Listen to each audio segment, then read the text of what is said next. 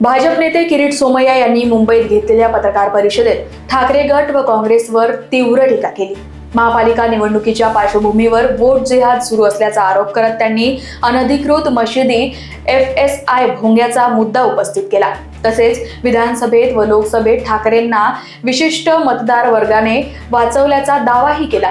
ही लढाई मुंबईकरांची नसून दोन्ही ठाकरेंच्या राजकीय अस्तित्वाची असल्याचेही ते म्हणाले। महापालिका निवडणुका आल्या आणि आता उद्धव ठाकरे सेनेत काँग्रेसचं वोट जिहाद सुरू झाले। पुन्हा एकदा धारावी अनधिकृत मस्जिदला हात लावू देणार नाही। मशिदीचा FSI महापालिकेत उद्धव ठाकरे सेना आली तर दुप्पट करू असा बाता सुरू झाल्या। रोज सकाळी उद्धव ठाकरे सेनेचा भोंगा जो बांग पुकारतो, बांग देतो, त्या भोंग्याला हिते रोज मशिदीवरील अनधिकृत भोंग्यांचा गोंगाट बदल एक शब्दही बोलता येत नाहीये।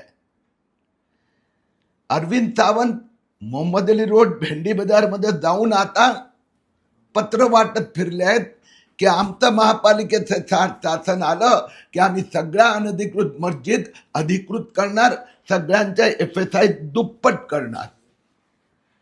विधानसभा आणि लोकसभेत उद्धव ठाकरे यांची इज्जत फक्त फक्त फक्त हिरवेधारी मुस्लिमांनी वाचवली। विधानसभेत उद्धव ठाकरेला मुंबईत 10 जागा मिळाला। माहीम मध्ये फक्त 1316 मतांनी जिंकली, कारण की कापड बाजार, नया नगर, बडा मस्जिद येथे उद्धव ठाकरेला 4540 तर महायुतीला फक्त 459। कालीनाथ उद्धव ठाकरेचे संजय पोतनीस विजयी झाले, कारण की कालीनाथा त्या भारतनगर आणि त्या मुस्लिम बूथ मध्ये भाजपला 974 तर ठाकरे सेनेला 11,067। मागच्या विधानसभा निवडणुकीत ठाकरे सेनेला फक्त 367 मतं मिळाली होती। भायखळ्यात आता 46 बूथ मध्ये उद्धव ठाकरेंना 20,000 तर महायुतीला 561। ती स्थिती दिंडोशेती आहे। आम्हाला मुंबईकरांना सावधान करायचं आहे। आता एका ठाकरे बरोबर दुसरे ठाकरे आलेत, दोघांनी गोल टोप्या घातल्या आहेत, मुंबईकरांना टोप्या घालू इच्छितात। हिरवी शाल, मुंबईला हिरवगार बांगलादेशीमय बनवायचं आहे। आमचा निर्धार आहे मुंबईला बांगलादेशी मुक्त करणार आणि उद्धव ठाकरे आणि राहुल गांधीचा निर्धार आहे मुंबईला बांगलादेशी युक्त करणार।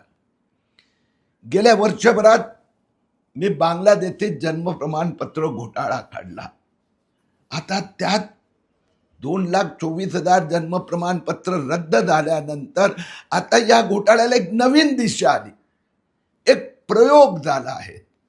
यवतमाळचा सेंदूरशणी गावात, ज्याची स्वतःची लोकसंख्या किती आहे 1,394, आणि त्या गावात गेल्या 100 दिवसात 27,397 जन्म नोंदी झाल्या। विलंबित जन्म नोंदी म्हणजे कुणाचं वय 27 तर कुणाचं 37 तर कुणाचं 47 तर कुणाचं 56।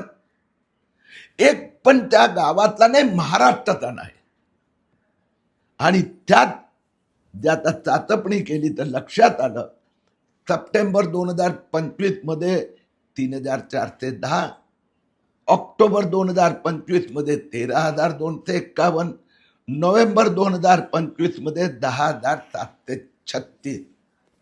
माझ्या दृष्टीने हा एक प्रयोग आहे की एक छोट्याशा गावातून आणि नंतर बांगलादेशी अतिक्रमण आक्रमण त्यांची जन्म नोंदणी सुरू होणार। गुन्हा दाखल झाला आहे। महाराष्ट्राचा सरकारचं मी अभिनंदन करतो, यांनी ताबडतोब हा घोटाळा उघडकीस आणला आहे आणि बांगलादेशी द्वारा होणारा वोट जिहाद थांबवला आहे। Bureau report, Lokvahini media, Mumbai.